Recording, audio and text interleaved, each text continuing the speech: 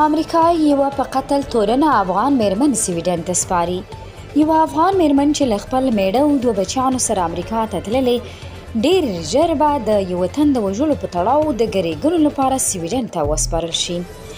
ډیلی میل ورځپاڼه وایي 25 کلنه وجیه او د هغې خاوند فرید وزیري دواړه د سویډن حکومت غوښتي دي. څارنوالان ادعا کوي چې وجیه نومې افغانې له یوه بل 30 کلن حمید عباس سره نږدې اړیکې درلودې او وروسته یې له میړه سره یو ځای د نوموړي د وژلو پلان جوړ کړی و.